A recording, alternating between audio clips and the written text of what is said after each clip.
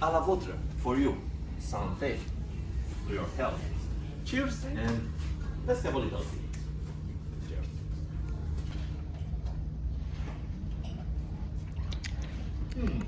So great. Crisp, fresh. It's a champagne with a stage of at least 15 months on the list, in the bottle. 200 years ago, when the champagne was more designed for royal courts and royal tables, and it was very pricey. And if you ask me at that time versus our dry, refreshing taste that we just sipped, the champagne was much sweeter at that time. How sweeter it was? Imagine, for example, a dessert wine like a late harvest, double sugar. It was sweet like this, but that was the fashion. It was so refreshing. Let's do a description in order to enhance your tip. Few tips how to describe more accurate a glass of champagne rather than it's great, beautiful, amazing, excellent, fantastic, and so on. We are keeping the glass by the leg, and you notice practically we are drinking from a flute.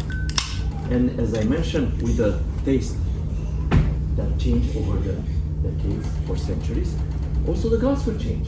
If you remember the movie based on Fitzgerald novel, Big and Sleep, remember how DiCaprio was partying with a kind of big saucer-shaped glass? That was the fashion at that time. Maybe designed to fade away the bubbles faster and to drink the champagne somehow instead of water.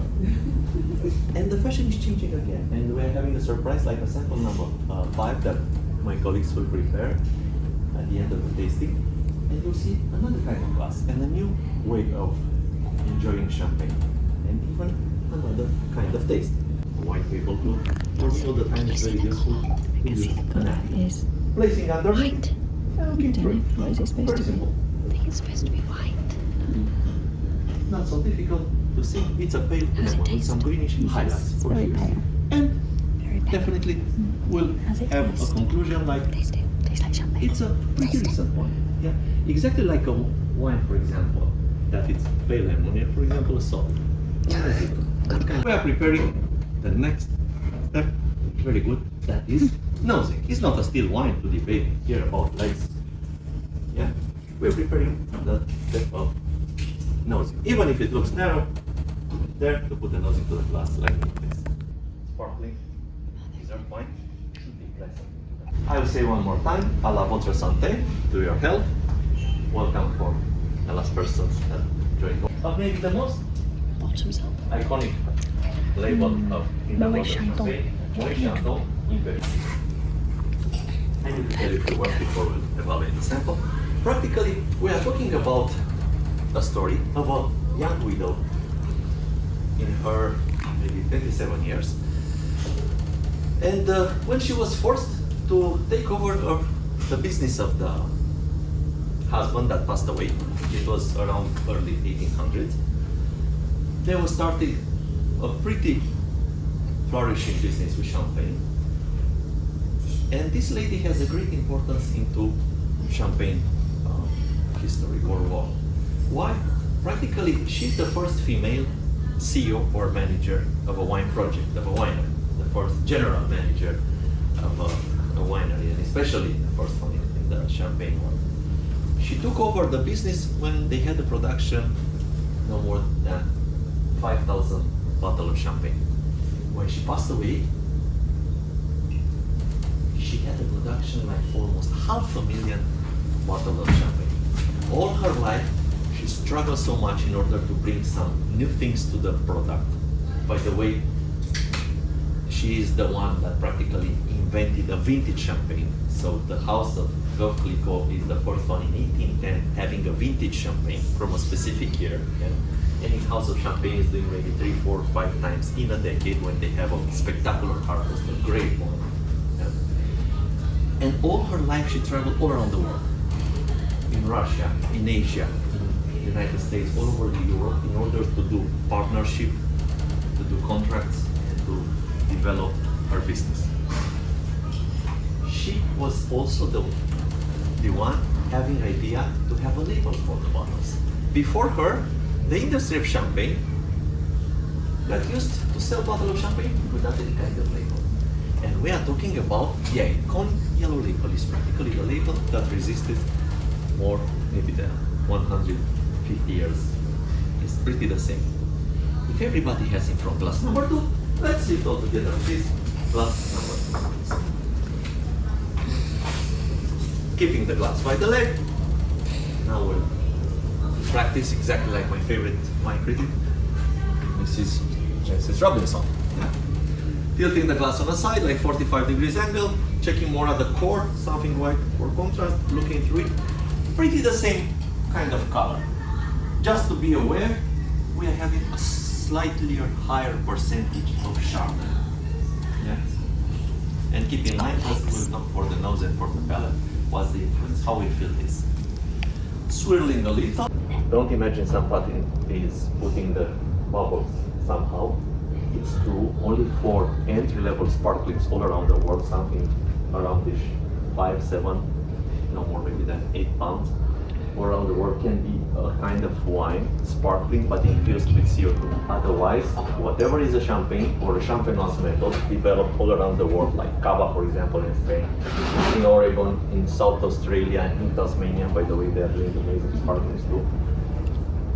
The CO2 is becoming natural to the bottom. Yeah, this is sweeter. And if you ever wonder how many bubbles we have into the glass, I literally don't know. But I can tell you how many there are in the bottle. 56 million bubbles in a bottle. That's why I don't know, Kenny and the entire team, how many shared to all of you. I don't want to tell you something wrong. Believe me or not, somebody. If you love the taste of Moët and the profile of aromas of Moët, maybe you're sleeping this brand, and maybe that's why it's so loved all around the world. For years, for decades. But if you, for example, into my opinion, if you love more dry Sauvis from Marlborough, from New Zealand, if you love more dry martinis or Bloody Marys, maybe you stick more with the taste of Veuve, having this kind of astringency and slightly dry. Yeah?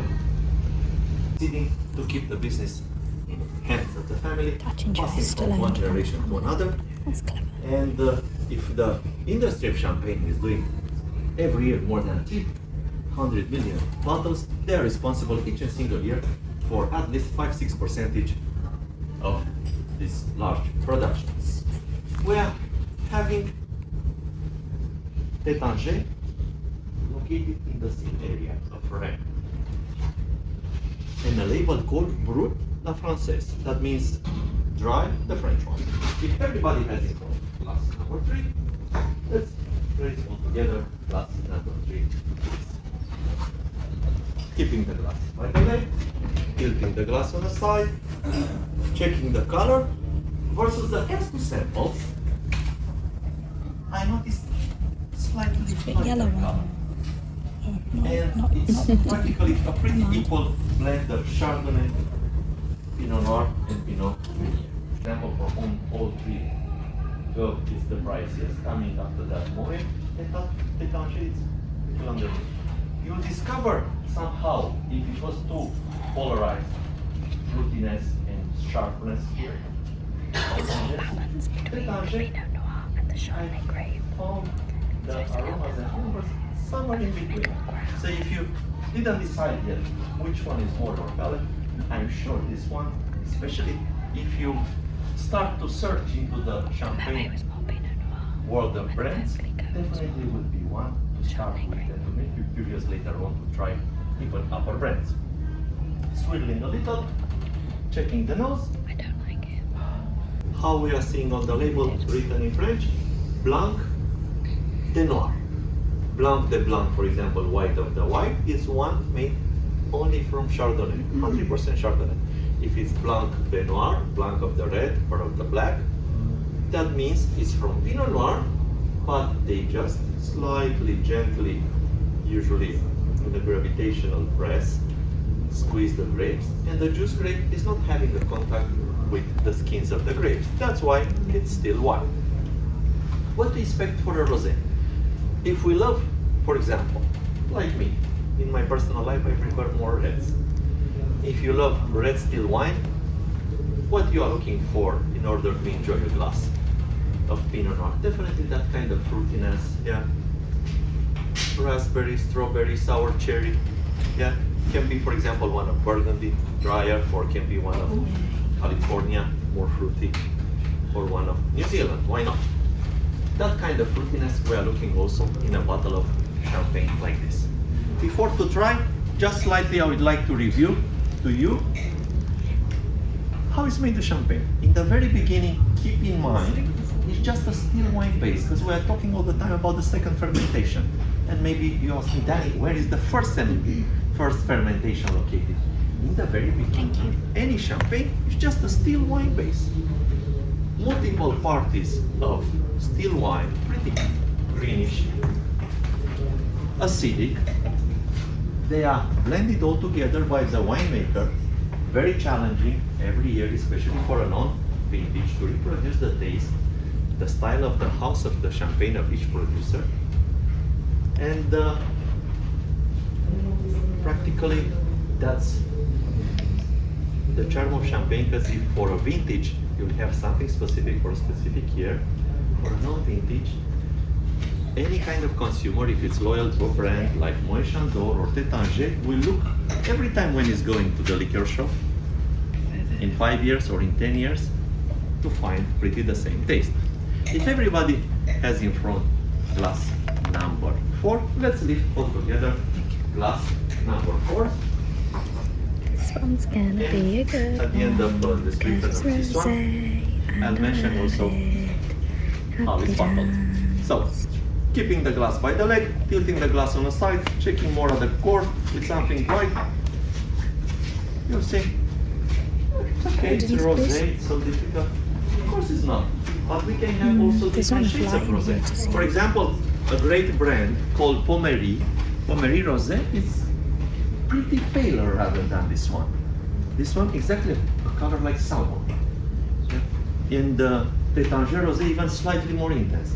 Exactly like the house style, the nose and the taste. Each and single producer of rosé champagne, as far, for example, you see displayed in a liquor shop or in a supermarket, would love to benchmark his. I got something related to raspberry, strawberry.